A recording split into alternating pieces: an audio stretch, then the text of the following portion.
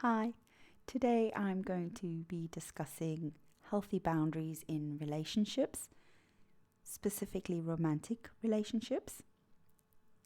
Because often in romantic relationships, we fail to set realistic boundaries. And without them, you can find as a couple that you're constantly being upset with each other by the expectations you have set without actually defining what they are. So questions might arise, such as, is it okay to have dinner with an ex or one of their family members? Is it okay to plan a trip abroad without consulting your partner?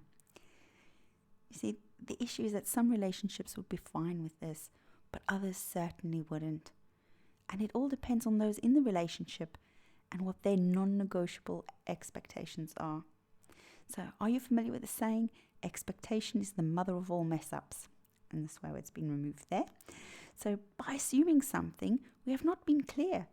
And what we measure the outcome by is the scenario which we played out in our own minds, our own feelings, and not that of the other person, as their expectations and boundaries might be totally different.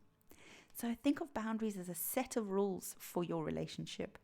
Each couple has to find a way to accommodate the preferences of both parties. So this isn't always easy, but it's necessary for a relationship to flourish. I'm going to discuss 4 relationship enhancing boundaries. The first one is being finances. Financial issues are up there in the top 3 things which can put a serious strain on a relationship. So it's important to discuss your preferences and also take into account your upbringing, your background, and your financial status. Would you accept loaning money to your neighbor, a friend, family members? Who pays for date nights? Do you prefer separate bank accounts or finances?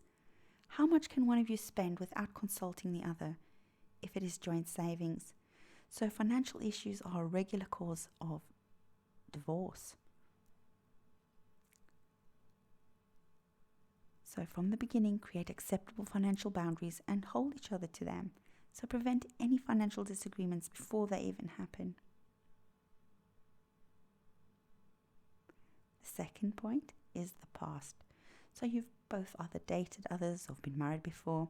So are the details of those past relationships off limit? Or do you both want to examine the other's past? What do you consider worthy of conversation? And what could help you grow together? And what do you think should be left in the past? Because each couple has different opinions on this matter. It's a very private issue. And only the two of you can decide what is acceptable or not.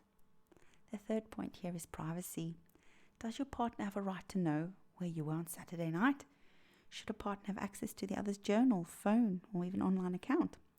So how much privacy is acceptable? Some people want to know every detail, while others prefer more privacy. And anything else that matters to either of you, this is my last point on this. You can develop boundaries around sex, communications, do's and don'ts, or pet names you call each other in public. It's up to each couple to decide. And it's very important to understand each other's love language as well. I'll be dealing with that in another session. So a few questions to ask yourself are, what types of boundaries do you need in your relationship to feel comfortable? What can you tolerate? What are you unwilling to tolerate? So your relationship is unique. Think about what you need and why. Ask your partner to do the same. Let them think about what they need and why. Give yourselves time to truly consider what you want in your relationships and work together to come to a mutual understanding. Remember to give respect and get respect. The next point I'm going to address is how to be careful not to weaken your boundaries with the following behaviors. The first one is a lack of willingness to state your preferences. So the process of having boundaries is undermined when you refuse to let your opinions be known. Ask yourself why you're unwilling to let your partner know what you want. This is something that you'll need to address yourself. You'll need to understand in self-awareness, what is it that is stopping you from being open with the other person? The second point is accepting poor treatment or behavior from your partner. There's a saying, you get what you tolerate. So when you tolerate mistreatment, you'll get more of the same in the future. Although this is no excuse for abuse and is often a sign of a toxic relationship. So when you're willing to accept poor behavior, your partner will assume that any boundaries you agreed upon are optional. This goes for the no test. When it comes to narcissists, not agreeing to certain situations will have a narc partner with their backup and often overstepping those boundaries themselves, or not willing to accept your point of view or how you're feeling in certain situations. This is a major red flag.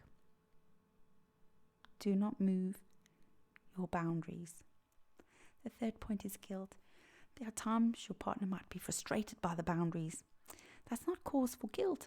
Perhaps the boundaries can be revisited, but avoid feeling guilty for something you both agreed upon.